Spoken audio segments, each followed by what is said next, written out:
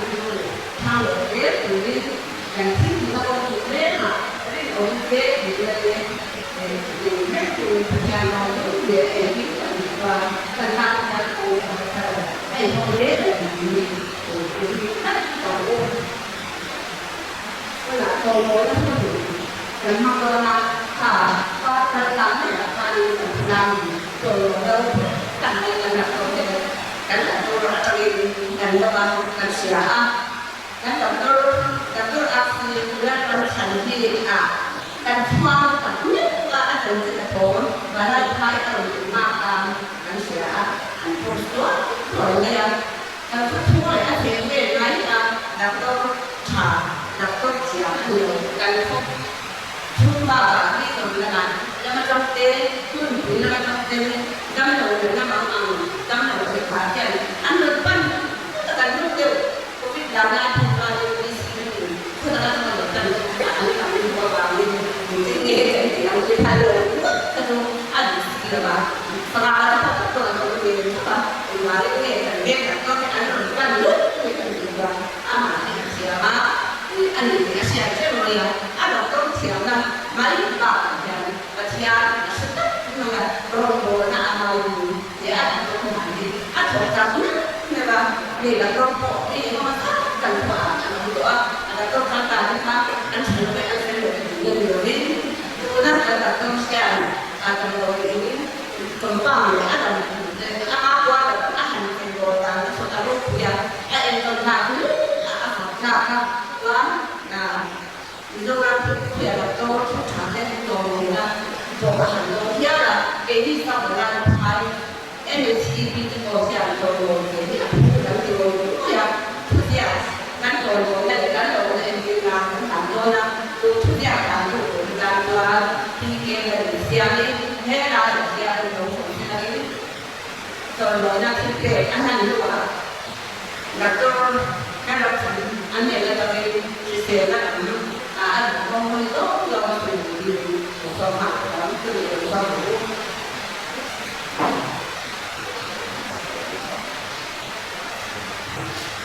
dù đông đông và ta sau bản lai phai của thị trường đủ qua xia sau bản lai phai France cái mình chỉ đi member thì là cần chuang thì cái cần dễ là tụi ta ăn sai mình sẵn ra cần làm dễ đi chuan thì là tôi sẽ khi cần sẽ sáng nghe rồi mỗi năm doctor lần năm chẳng là thì cái lòng sợ sau bản lai phai cùng sáng thì dùng thì phát hiện đây là doctor đây là mang nghe ya ta là thuộc trà rồi mỗi ngày đông khi cần chuang nghe để chia sau bản lai phai của ta này thành bộ tổ dùng dùng cần thực hiện mỗi thảo cần gì à cái này sau bản lai phai ra trên cái chỉ đi cái chuan thế rồi mỗi cái thứ gì khi long ta cái cần làm trên thì trên gì cả chuan president BC Sampari secretary general secretary rồi thì chỉ chuyển công bố sau bản lai phai ra thì đại gia này gì à cái việc này là cái con chuan làวิชวลองโจรโวยกาดรนันชนะมาเซียวิศวกรรมพุ่งว่าปานโจรโวยกาโดนเกณฑ์ที่สวรรค์ได้ไปกันจะมีชีวิตวิชวลกันออกวิจารกันออกวิจัยในการเรียนนั้นเหตุที่อยากให้สวรรค์ได้ไปกันจะมีชีวิตในการโดนสมัยเป็นปัจจัยที่โดนจะมีปัญหาเจ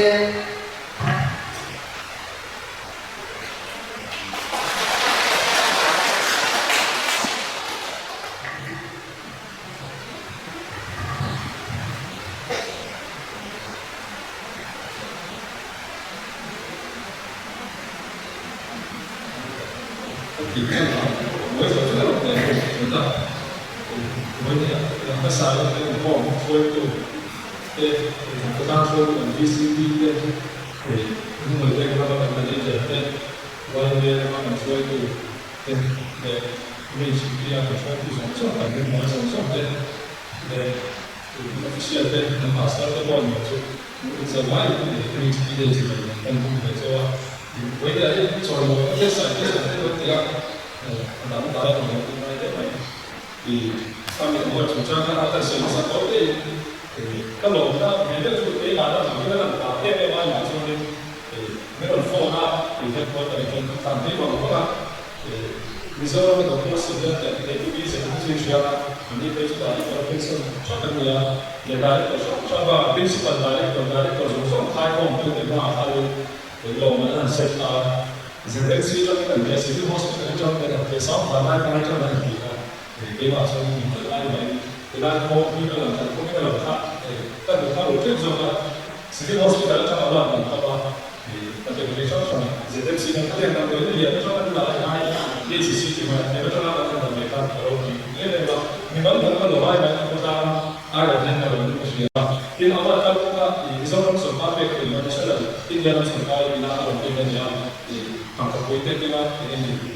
some of you who are citation bring over the kalau buat kalau kita kalau kita punya kalau mau tak pulau jadi kita kalau kita tapi cuti dengan yang soalnya kalau nak macam atau siapa kan ni harus ada soal kita kalau kita apa kalau dia betul हम संतत अनुकूल तारीख हो जिम अब हमारा नाचने की तैयारी का एक तस्वीर अभी है इधर गोविंद का एक दिन आपको बोले कैसे है गोविंद का जो चार लोगों ये अच्छा मेरी सर्विस होती है मसाले गोविंद का डिजाइन हुआ चेक में सीना जो था तब हम लोग एक कोल का है कंटेंट हुआ तो कंसेप्ट नहीं था ना ये कोल मार्केट का अंदर में ठीक था लोगों ने दिया कभी क्या तो सब गोविंद का सब था ये क्या तो जो लोगों ने kan boleh pakai. Kan dia lama kan baik boleh kan dalam hotel yang itu kok hasil kan hasilnya kan bisa usaha dia. Kalau buat dia punya kita harus pakai. Pasti dia hotel orang dia akan dia boleh kan. Apa yang boleh dia apa yang mau nak dia dia. Waktu itu semua sudah terus boleh kan. Kan dia kan ज़्यादा kita punya control dia kan ada boleh kan sudah. Yang ini ini foto ada kusti mana dia. Lain kalau tu mana mana orang mata sesi tu sama mesti dalam hotel. Apa itu ada apa dia. Kan dia kan dari dia cina. Tapi kalau saya lihat dari mana kan dia dari dalam video itu kan dia memang kan memang orang dia dapat tahu kalau dia nak saya kalau yang saat kan orang yang masuk dia. Kecuali ini saya susah saya boleh dengan ini apa dia ada di sini kita tak boleh jadi saya kan ramai orang yang sombong masuk itu ada cara masuk dia pakai present ini kopi soda kalau dia kalau dia orang dia baru dia kalau dia contoh dia orang mungkin kalau kali ini bawa kalau siapa kita sama orang dia di program sendiri itu mereka katakan dia kalau kita mau masa ini dia akan ada kan ini tadi kalau kalau lagi kalau ada masa dengan center ini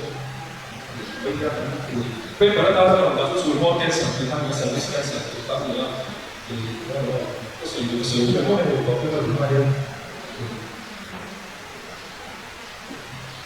Itu lah, ada soal mau saya bisa minta cerita macam tidak kan kalau zaman lah sesuatu kalau kita cuma saya buat kalau saya buat kalau kita cuma buka cuma ini cerita macam cerita buka saya sudah kalau kan dia saya kan dia saya buat saya punya kita saya tahu kan visi itu saya buat saya mau kerja kan yang maka saya ada bisa orang macam itu kan prinsip dari kan kalau ini siapa yang pikir kalau ini kan ya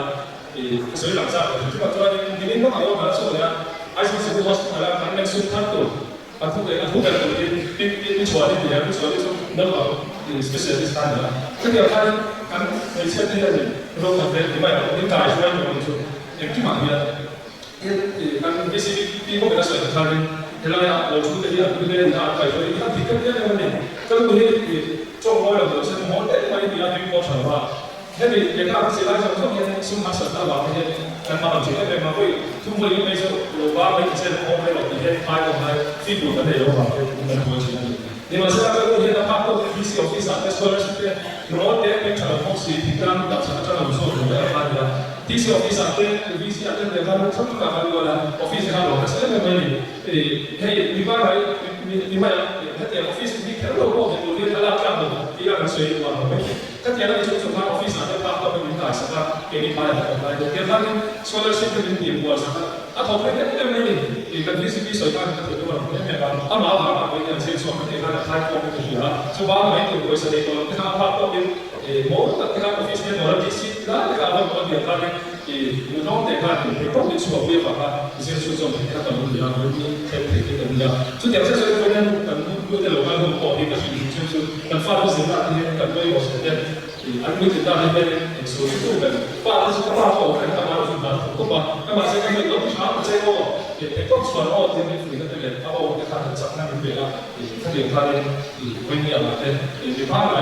di mana yang dia kan terjadi apa ini ada apa tahu kan itu bisa jadi dari ada dalam sistem kita selain itu ada saya sampai buat mudah mudah bisa kan kan kita boleh ada di boleh ini ada kan saya jauh kita membantu saya sampai kan saya jadi selama itu kan saya sudah ada kan sistem orang saya mereka semua kan saya 因为你看水土地，你们看跟上的书，这个我跟大家讲一点，里面的问题，所以我跟上你不少话来看，不错便宜，咖啡水跟那个哈，按你看你冇乜情况，你出门来看，你看逛来看唔掂啊，我们来看些地方，那边那边看看之后啊，ที่เราสังเกตมาเลยชุนโมที่คุณอาจจะอินเดียเราเป็นสัญลักษณ์แบบรูปแบบนี้ได้ตอนนี้นี่คือมาทำงานที่เราคุณอยากแบบนี้ได้ใช้สุดแล้วจนยังไงชุนโมเป็นสัญลักษณ์แบบส่วนสัญลักษณ์แบบอินเดียเราเป็นสัญจีนที่เราชุนโมเป็นสัญจะส่วนที่มันก็ชุนโมเป็นสัญได้ทำแต่ละสิ่งที่มันตัวนี้ตัวนี้ครับส่วนสุดท้ายเราต้องเรียนรู้อินสิเมนต์เรทแบบนี้ถ้าเราทำได้มิจฉาว่าเนี่ยอาลูกสาวเป็นมิจฉามิจฉาว่าเราทำแต่ละสิ่งต้องเป็นสุดท้ายเราจะใช้ที่สิ่งต่อไปเนี่ยเราขาดงานincident rate high 啊，对啊，我们现在做比谁看我看谁那个，你说我们当然不同的做，就话说你外国我外因为话，是现在话呀，感谢大国来，今天每次比在方面查，因为就每次就咱土地上面，每一个呢，当我们这个面的话，全部在拿查，你说这一百些都不能。他是那个其他，古人你的话，他真的那个其他，古人而且那个当时你我班的话，到差不多那时候我哋做啲食天上，睇下古人班嘅事，咁話所以呢啲係啲乜嘢話，你都隨啲，阿家聽嘅，咁話所以你我哋咧從上嗰邊，今次咧喺呢啲古辦嗰邊過實際啦，咁所以話所以人嘅啲嗱查查嗰啲就知啦，咁話諗下呢邊過嘅實際咧咁樣。看看所有的商品，你看亲戚来帮对啦，这个包括咱方面看，感谢铁路关的为什么？这两个产品有吗？这对于这样的一个我们讲的出口变成的第三块变成的第一，包括那时候 HPV 的嘛，因为本地人不买个什么呢？啥时候买 HPV 的才能？就打说呢，那么说出来的 HPV，主要是手头或者手头也变成什么的对吧？看看感谢多少？你那么你那时候 screening 点吧，人家不他说你。Violent partner, di pamilya din nila multiple sexual partners, kasi minsan ko dapat ko so yun ang so kasi ko kuwi nga ang si, minsan ko ko ang si ang attend din na kako ka sa ko ang si kasi kami virus ka virus ka test sa siya ni wala. Kasi na ito virus test sa siya ni ka kasi na wala ko sa pa. So virus ko siya kasi positive COVID test siya ni siya. Baru ko test sa siya ni virus siya ni. Kaya ko so Indonesia itu konsumsi HPV kan dia, so STD kan dia, sexually transmitted disease tau. Ini Malaysia kan kaya dan hal-hal macam itu juga. Ini Falaiba, ini dia Falaiba itu memang Falaiba. Si dia itu dia Falaiba si kan, so boleh sesuatu yang dan ada orang si kan sana ni si selo, orang kan sesuatu boleh sesuatu yang boleh ditarik. Ini apa itu loh, dia boleh so, dia sesuatu yang我做啲乜嘢嘅？而家按呀，他愛嘅嘅方面嘅可以做啲咁樣，因為佢咧冇錯吧？當時你都是而家使用成啲把手嗰個話，喺度做啊，因為佢麻煩嘅事啲啦。所以你啲嘢做緊實做緊所以你可以講佢，他們呢度嘅人他，India 告訴我們呢個 research 咧，Indian Institute 咧，AIDS 咧，然後講嘅呀，他們話很好做，AIDS 啊，講緊啦，聽講話佢全部做，就其他嘢做 ，standard guideline 嘅佢哋講，肯定到啦，唔想做。không phải số các bạn bỏ số bạn là không xí rất nhiều số các bạn lấy số rất nhiều hoặc là ta số thằng bí thế này ca thì này làm gì cả em biết là cũng để đối thủ thì cái gì á thì anh đi cái đó dẫn dõi đi vào thì anh làm biết cái gì cả à đó là thì cái này là chủ quan cái sai đó chủ quan cái sai thì nó điều là anh thấy thì nó cái này là chuyện thì nó không cho nên là sao mình thiếu hụt qua thì số cái anh thì cũng cái này để cuộc sống của mình thì anh làm sao thì có thể kan mai serious step kan ni kan mai koi mai ba kan suy ra cái gì là cuộc sống là chính chúng ta thì cũng phải liên quan đến cái việc đó mà là cái điều số rất là nhiều gì cả thì các boss về đây thì boss đi cái thì mình nói cho mình cái tại là thì cái chuyện của nó tại là cái sự như là cái nó cũng cho nó đi tại là cũng phải làm gì thì cái lại còn nhiều tại là cái lúc làm gì đó tại là cái mình tracking cái là một làm gì tại là sự kiện đó vì cái cái tại là của làm gì thì cho các bạn phải cái chuyện đó cái phần lo cho cái sao thì nó chỉ là cái nào thì phần lo cho cái sẽ là cái thìนี่ขณะว่าที่ไม่ทำได้นะไม่สิ่งทุกสิ่งนี่เนี่ยหมดลงเต็มในช่วงชีวิตนี่ตามเต็มในช่วงชีวิตที่ยังในช่วงเปลี่ยนชีวิตของเราทั้งคู่นี่ก็เกี่ยวกับการเรียนที่เราจุดมองเกิดเสร็จหรือว่าบนเราช่วงภาษาบนเราช่วงกลางหรือว่าภาษาภาษาอันเดียวช่วงภาษาเดียวนี่ขณะว่าที่ไม่ได้สิ่งที่ทำไว้เนี่ยที่เรียนนานหรือว่าที่เรียนโน้นหรือว่าที่เรียนคุณผ่านได้ว่าคนเราน่าสนใจของชีวิตครับอีกไม่ถึงหน้าชีวิตเลยจะดูกันมันได้ที่เราช่วงของชีวิตที่ก็บอกเล่นในบริบทนี้ได้เลยประมาณนั้นก็ ดูมันมันได้ที่ช่วงเละดูมันได้นาที่ช่วงเราที่กันใต้ช่วงนี้ครับนักตัดจีนข้าส่วนพวกแกนแล้วมันจะทำให้เราชีวิตเราไม่ได้ขับจีข้าก็บอกว่าเป็นคนทำข้าช่วยเราถ้าเดี๋ยวอันนี้ช่วยที่ตัวเราตามช่วยก็ช่วยได้เนี่ยก็ตกได้ราคาสองเท่าถ้าเดี๋ยวข้าแต่ว่ามันเฉียดดูแค่นั้นเฉียดการเฉลี่ยแต่ว่าเราว่าเราช่วยเราช่วยเนี่ยไม่มาที่พวกเราว่ามันช่วยมู่ส่วนต่างได้ให้กุ้งโซ่ส่วนพวกแกนส่วนแกนส่วนพวกนี้หลังช่วงช่วยกุ้งโซ่ก็จะกุ้งโซ่อะไรอันนี้ช่วยส่วนแกนนี่นะผมอยากให้ท่านช่วยมั่วแกนส่วนนี้เช่นนั้นนะถ้าเกิดเราที่พูดว่าถ้าเกิดเราช่วยว่าบางสิ่งเราแกนส่วนนี้เช่นนั้นข้ามแกนส่วนข้ามกุ้งโซ่ยังต้องเราเสียหน่อยนะได้กุ้งโซ่ก็ต้องส่งกันเดี๋ยวเราเสียหน่อยนะจู่หากเราหาตัวกันสิ่งที่ที่เราที่เราช่วยการมุ่งสู่เราฝ่ายได้ที่แกนส่วนนี้ดับที่ตามไม่ได้ที่เราทำสิ่งที่เราแกนส่วนนั้นก็ไม่ได้ก็เดี๋ยวเราแกนส่วนดับที่ที่เราเชื่ออะไรมุ่งสู่เราไม่ทันสเตจของเราเราจะบอกสเตจ1 2 3 4นะ4นะถ้าเนี่ยตัวมันตัวที่ตัวนี้ชูบ้านเนี่ยบ้านเนี่ยกุ้งกุ้งบ้านเนี่ยแกนส่วนเป็นตัวที่นะช่วยบ้านเนี่ยเป็นตัวที่นั่นก็เดี๋ยวเราจะคิดว่าเราเป็นอะไรเป็นอะไรบ้างข้าจะต้องเป็นตัวที่บ้านบ้านไม่เราช่วยโอเคเราจะสิ่งส่วนตัวกันนี้kalau dia screening kan kita screening kalau di zone anak semua orang itu kita tadi anak semua orang itu dia kami akan tahu zone file itu baik dia semua semua baik semua kok baik mana semua kami sih nanti lo file itu ada di zone pemahamannya ada bahwa dia baik file itu baik dari file itu apa lagi sih nanti tapi kalau aku baik itu nanti kalau kan dia kita yang tidak akan semua paham screening test kita PEPSMIA dia PEPSMIA ini pada apa dia ini pun NHB dia ada pokoknya itu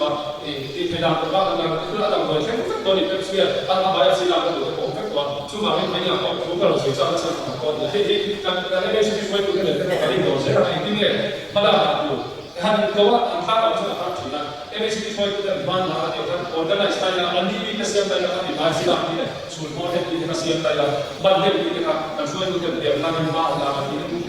Remsi apa ini? Februari nanti, mana asal tu bagi sih kan tak kali, pagi nanti ada seorang tu dia akan tadi. Aku tahu nanti lo sempurna ada ya, kakak ada kita asyik ada orang kakak tu ada seorang ada orang tu ten, kakak soal itu dia satu, kakak nanti februari tu, Remsi nanti nanti siapa ada seorang tahu sih orang, boleh nanti nanti satu saya dengan siapa kakak. Kan tiap kali orang kan kita kan kalau ada sesuatu bisa kan kau pergi orang. Cuma tu boleh dia ada cara dia, ini sih kita kan nanti dia mau kita. Kalau SPD kan masa nanti dapat itu mau berapa cuma dia harus sesuatu kakak di bagian apa macam bukan kalau apa ya di SPD di Asia kita ektim malu ada ektim mati kok kalau masih tanya mau di masih Asia mau kan sales dari siapa tahu sampai SPD kalau yang aku tahu sudah itu sampai nanti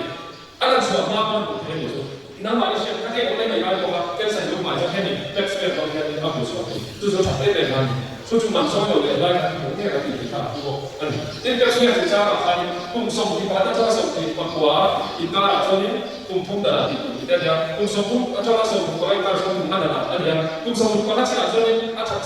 地方讲，你送刚才清楚了嘛？所以我要就送出来，我们一般的，送出来，大家第一个来，大家共跟的那个比较的，共送个这个手，刚才说跟谁先共跟的那个比较的，可以有那共拿那共送那ada ada semua ini loh kita. Saya yang main itu ini jadi ada kok jadi ada semua ini kalau juga ada semua kan dulu orang tanya kan VIA itu kalau visual inspection ini asli asli tidak karena apa kita mana table di persnya kita buat soal tapi kalau asli asli bagian sulbor kan sensitif bukan itu kan ini pada apa itu kan ada dua orang itu ada dua orang itu jadi VIA itu ID kakak akan kita itu boleh kali nama itu pula masih ada awareness ni, nah aku buat itu sudah lah saya buat itu di bawah. Di mana di sana orang dia kan harus ada dapat pokoknya dan post saya aku itu sih dia berikan dari segi di langsung saya juga di base itu ada usul kalau apa itu. Jadi HPV vaksin apa ni? HPV vaksin, vaksin apa itu? Kalau vaksin lain yang dia ada ni kok kalau kumpulan itu seperti banyak kalau punya vaksin lah banyak lah. Ini yang kita usul 카페에 가르치 다니서 아이소 방법들에 대마찬가지 가도 디마야 이게 특히 어떤 진짜로 사례를 전송할 때 원라 내가 니가 사수어 보니야 이게 뭐 해도 싫어 다야 지금 보니서 백신 어머니 이게学가 간장 가서 기타 필터 주면 좀 나티가 아무 처음에 보니 백신 거 델리 아침에 나왔는데 뭐 이렇게 얘는 말이 되는 거 in pneumonia vaccine này cũng được cái pneumonia vaccine pneumonia là sẽ được các phát pneumonia vaccine nó cũng được sẽ được anh đi là sắp xếp là bạn đang biết chuyện gì vậy nó bằng này sẽ được mà nếu mà chúng ta biết là pneumonia vaccine này là chắc chắn nó có cũng là những thằng cái gì vậy cũng là được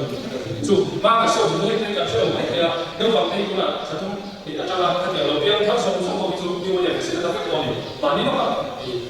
dùng trong cái gì đó thì là cái là phải sử dụng post cái này là phát triển các điều khai đầu tiên là điều sử dụng cái sản vaccine của mình anh nói hết rồi thì để xử là không là có hai thì mà chúng ta cái cần bằng các một số các trái awareness đến vài lúc thì cái chẳng thể vitamin cái quan trọng là mình sẽ tác vitamin là bộ cái sản phẩm để mà các sự kiện dùng vitamin E để vitamin A vitamin B để vitamin C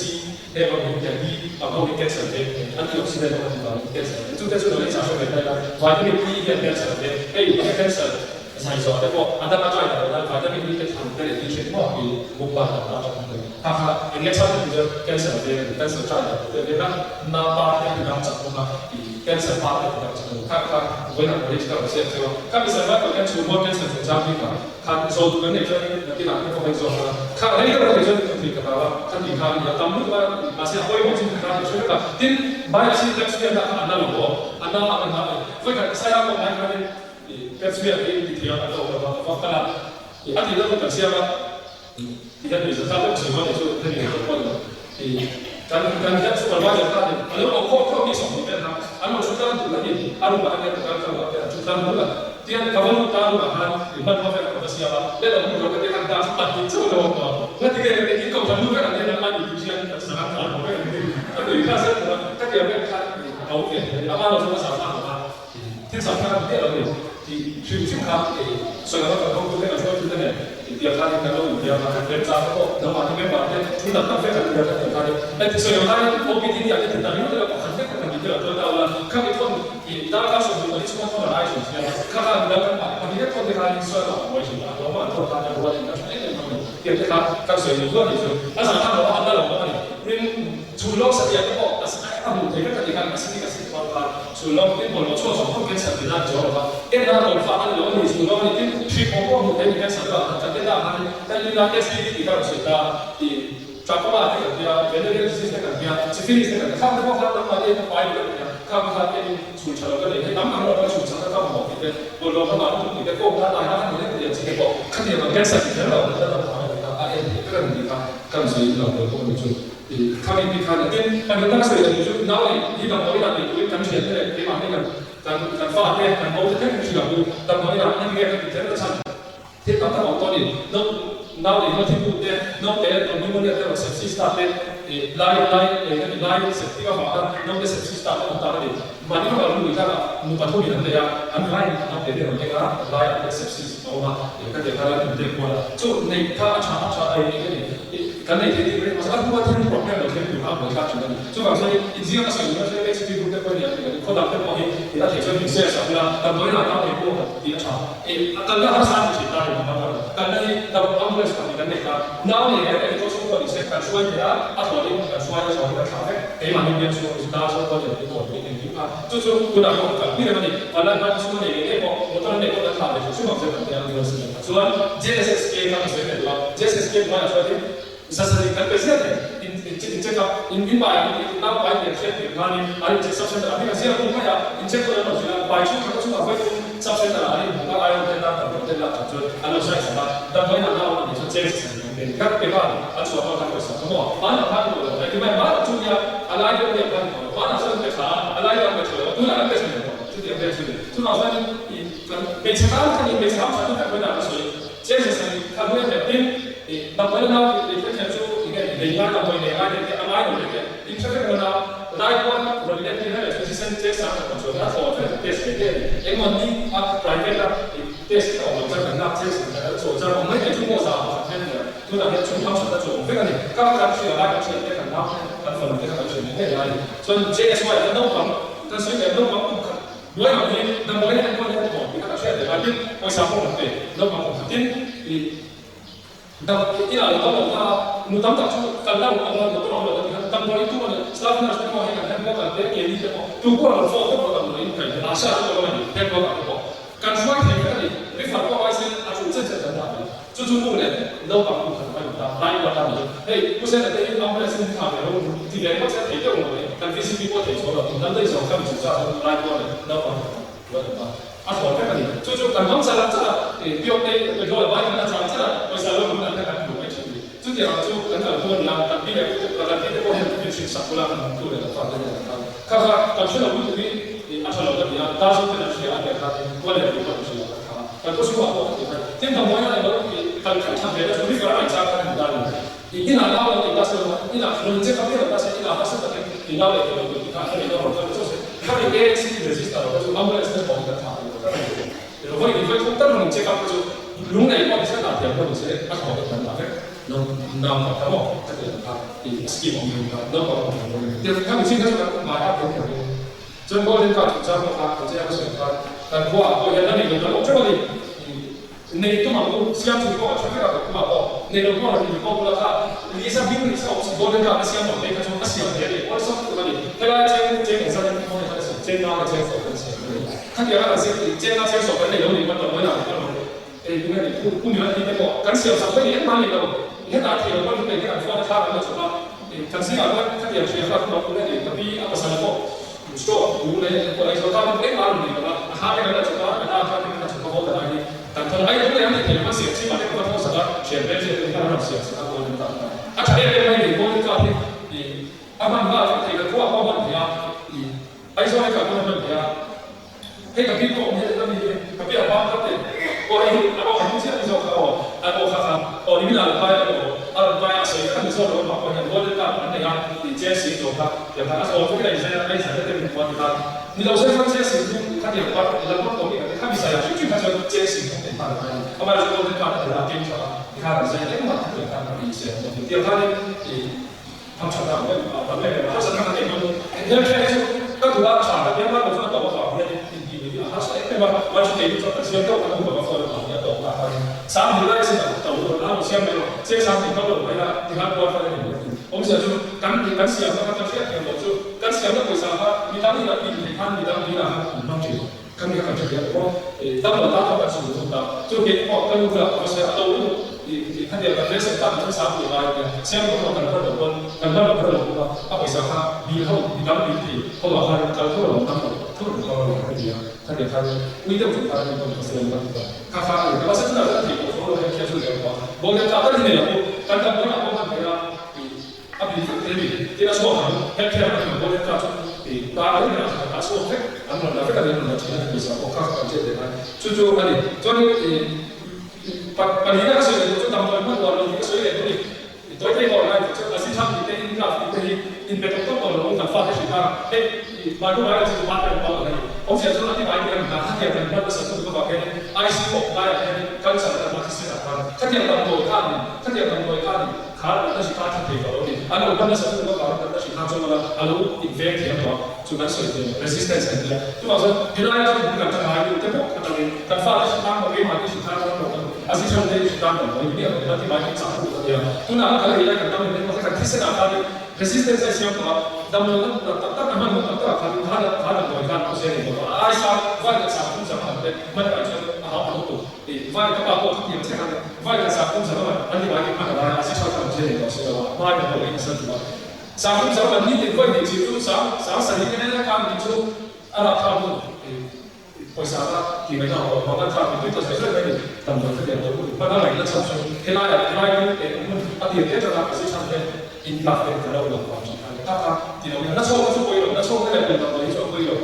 归了的时候。但我现在发的是我本来是那么北部的嘛，你从这边你从那地方从也是从那边，你从那边嘛，就到这那边当天你要就到那边就马上这些他们这业绩起来，那这个是不能的。他给他妈了，我因为我都是后背关于他弄点张不能 effective 多点的学历，所以他弄点你实际啊，你国外的话，你说得出很多大部分都是在地方。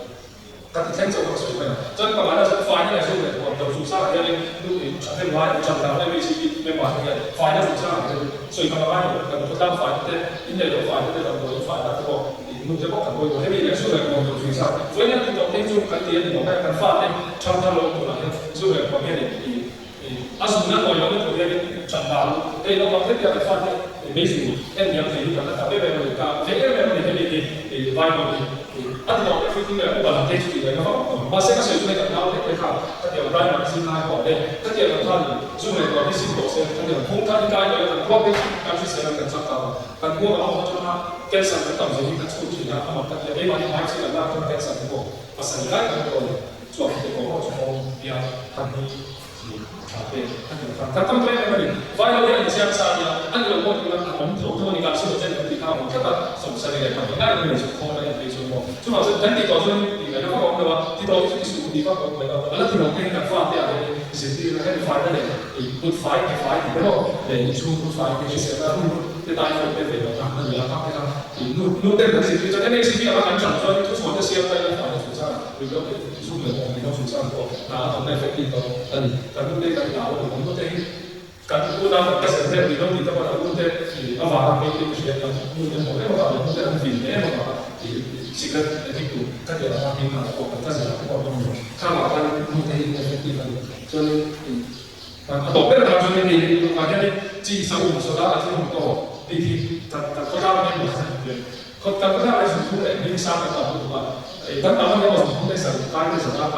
ดีที่สุดมาเสร็จทุกครั้งว่าที่เราสุดทำตัวนี้ก็ได้ช่วยเพราะว่าเราได้เรื่องกันมาถ้าเดี๋ยวฉันพูดสุดสมุนได้เห็นจีได้บอกสุดาได้บอกตัวอาจจะจีได้เรียกเลยละจบงานว่าผมเรียกเลยละเป็นสมุนได้ถอยเท้าเชี่ยวเชี่ยวมันถอยได้ strong มาเลยนี่เดี๋ยวไปบอก strong แล้วสุดที่ช่วยกันมามีหัวสมองตั้งแต่ห้องเองมีแบบนี้ก็สมุนตั้งแต่มาเสร็จแล้วเรานั่นเองเราสุดเดียวเลย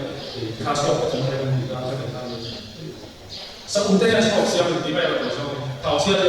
เส้นเท้าไม่ใช่ที่เส้นเท้ามันชอบผมมันสั่งไม่ถึงนั่นจีได้ที่สมุนไพรสุดาเจ้าตัวเป็นอาที่ชอบลูกมันเป็นอาที่ไม่ใช่ที่พิซซ่าเชี่ยวจีได้ไม่ใช่ที่พิซซ่าเชี่ยวกันไม่ใช่ว่าเราสุดาที่พิซซ่าเชี่ยวแต่เป็นตีกว่าเราชอบเห็นได้อันมาสอนเราเสียเสียแล้วอันมาสอนเราให้เราเรียนรู้สิเดี๋ยวสอนมีเสียแล้วเราจะต้อง做一规划的事情啦。刚才那个那些我看到说马赛拉比多尼，但是后面比较偏的，我讲HR 老板到跟收个老板的，大概都可以，那个是那个很快是做一规划，而且是有些人说做一规划，这样的效果很好的，而且说这样的嘛，我不杀他的，谁他们不要说什么话，所以他就说。อันนี้จะอย่างไรชมว่าที่เรื่องชมที่เราจะพูดกับตัวที่สันนิษฐานสังคมสังคมเนี่ยสันนิษฐานอย่างไรใกล้สมเนี่ยตัวมันเนี่ยบอกสร้างอะไรเนี่ยจะจ้องให้คุยไม่ได้ก็ก็คือดูว่าใครทำอะไรนะจ้องว่าอะไรที่เนี่ยจะเป็นจุดถ้าที่อย่างเขาบอกสถาวรเนี่ยนะผมจะบอกว่าอะไรที่เรื่องเนี่ยที่ก็จะบอกว่าที่อะไรนะอันผมพูดอะไรอันนู้นสูงไม่บอกสถาวรเจ็ดเขาบอกนั่นเขาว่าเราพูดกันนี่他有他第一嘴嘛，他嘴他嘴就说，他点嘛，然后就给他就说，就好像他在那这一个他应该是谁个对对保证的，几的他妈几的从方面啊，第三方面的，就那个老板你在跟我说几点，我帮那边说跟你说，他几点多里，他那还是第二班的发的，我说什么呀？说第三的，第三你的，干嘛嘛？觉得你跟他讲，第三的我这东西，什么呀？其他东西啊，atau boxnya AI boxnya itu sekolah kalau boxnya di mana ada box bukan ada zasom biasa di desa dia cuma ada ya zasom dia tapi kalau itu cuma di sekolah sama jomnya ya jadi kalau boleh kaya boleh kan yang jauh jadi atau ada di mana di orang kami cakap tapi atau ada orang yang bisa jadi bela tadi dia kata dia kan dia sekolah ini dia sekolah itu jadi dah tu lah sekolah di situ dia ada dia马路比上那边按说过，你看出来最嘛说的，个啥个地方好容易，按这个说过呀，把这个地方的地方说现在，看看会不会买一下，回来后咱那边是那个当做一场，我们背的方站的这个，比手的方当做一场是地带去，当做一场是别呀，咋说的咋说的，这还没有弄清楚了。路还有个地方的吧，地方我们弄的时候，路老北上你这个站。那这样的，当然，苏格这个这样的，一马上就变成其他的，其他方面打理他的，第三个多一说了，三个打理多一说就第三个第二个三个的，除那啥说，那你变成其他的嘛，也假如你把它上面干的累，咁咧，所以我哋講嘅，所以話所以，除咗殺手嘅咁多嘅有咧，其他嘅先啱啱啲冇其他嘅殺手嘅嘅價錢，睇下呢啲人睇下佢其他嘅手法、陳法、交盤啊，做嘅做嘅嘅，所以就話不如攞乜嚟嘅，他把水土嘅嚟做做嘅，咁所以用先他到嚟做生嘅。因此，做生嘅嗰啲花做生，特別做生嘅反映你做生啦，其實都咁所以啊，佢呢又係收入嗰啲落嗰啲水產咧就做，然後咧。